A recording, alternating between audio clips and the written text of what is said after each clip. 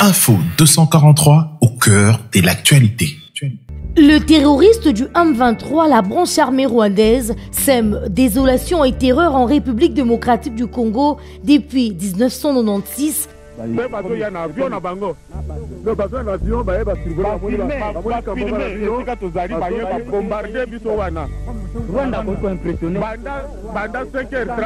Depuis 5h30, si il faut que la police n'a pas bon, il demande à ceux qui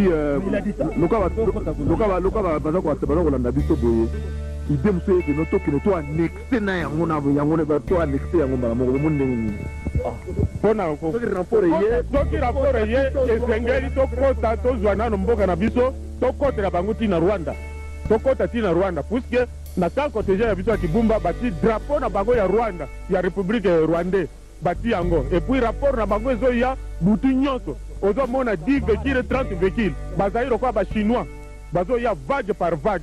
Bon, biso compagnie moko seulement tozo bunda na division ya ba brigade pe bazo ko yaka ko ya banda tongo rapport na bango ko tibere il faut munitions armes lourdes.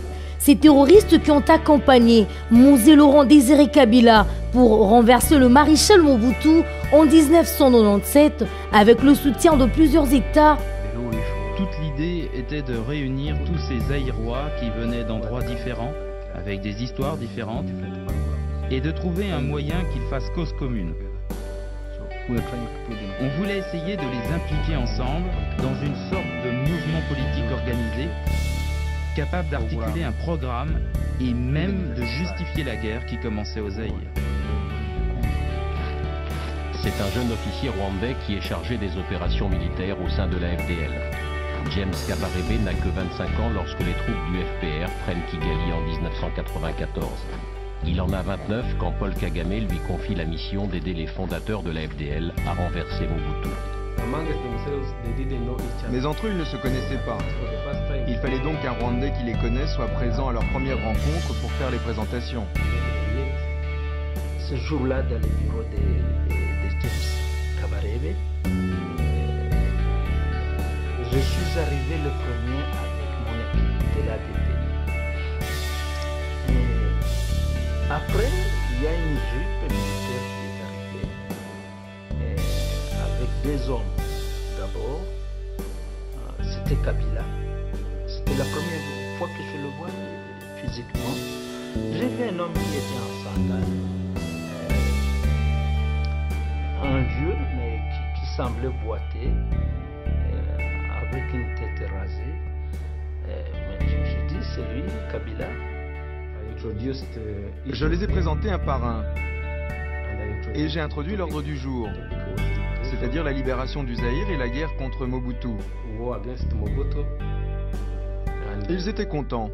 Je pense qu'ils étaient contents de s'être rencontrés.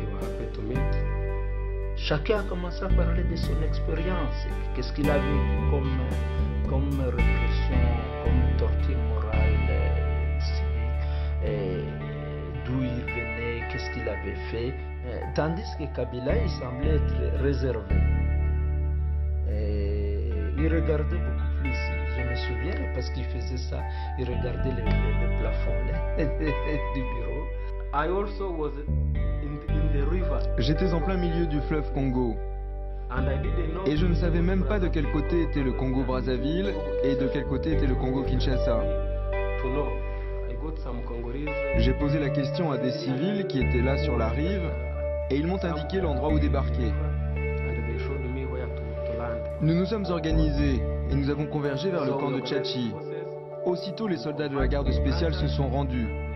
Ça a été la fin de la guerre du Kinshasa.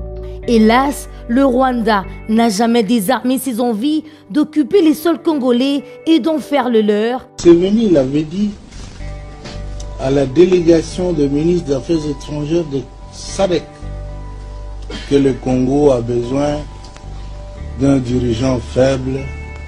Kabila est trop fort. On lui dit faites ceci, il refuse. Et qu'est-ce qu'on nous disait de faire? De donner à Museveni, à ses frères, des concessions.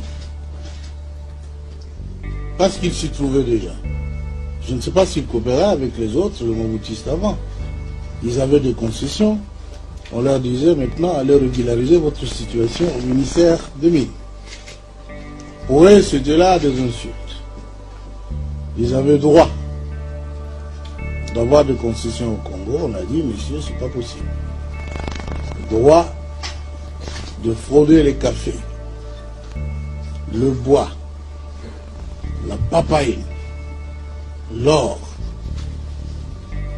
Et comme on ne pouvait accepter que ces choses se fassent autrement que par le canal légal établi, c'était une source de mésentente. Enfin,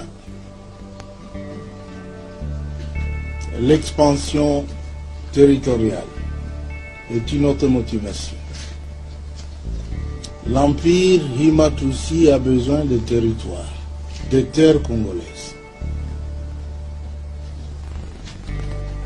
Et vous savez que nous ne sommes pas d'accord.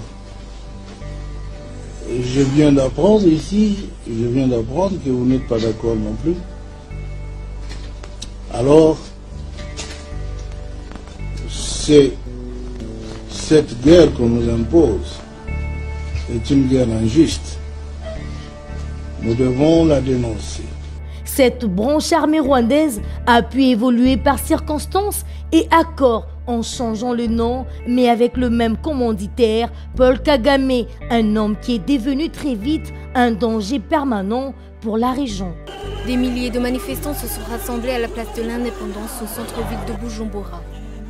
Leur objectif principal était de protester contre le président rwandais Paul Kagame, accusé d'héberger les putschistes et d'entraîner les rebelles burundais, qualifiés de terroristes par le pouvoir de Bujumbura. Les manifestants composés de dignitaires comme les députés élus en mairie de Bujumbura, le maire de la ville, certains habitants de la capitale, les cyclistes appelés taxi-vélo et quelques motards ont circulé le centre-ville en entonnant des chants hostiles au président rwandais Kagame. Selon les analyses de la maison de presse Info 243, si l'Afrique veut se développer, elle doit tout d'abord se débarrasser des dirigeants malins, à l'instar de Paul Kagame, car l'Afrique pourra devenir une force si et seulement si les collaborations entre États sont loyales, légales et réglo. C'est comme ça que le café du Cameroun pourra servir le Gabon, le pétrole du Gabon pourra être utile aux Camerounais et l'or du Congo pourra être très bénéfique pour le Ghana. C'est dans l'unité, l'échange et la collaboration que l'Afrique pourra se développer. La duplicité freine l'Afrique. Encore une fois, après les exactions et crimes contre l'humanité produits à Bambo, Rwengeri par le M23, les terroristes rwandais ont signé un massacre à Kishiché, au Nord Kivu. Enfants, papa, maman, environ 370 personnes tuées ont été retrouvées dans de fausses communes en novembre 2022. Les terroristes du M23 ont abattu tous les hommes se trouvant à Kishiché, au cœur des collines du Nord Kivu. Ce genre de crimes contre l'humanité se produit en plein 21e siècle sous le regard silencieux de la communauté internationale. Info 243 au cœur de l'actualité.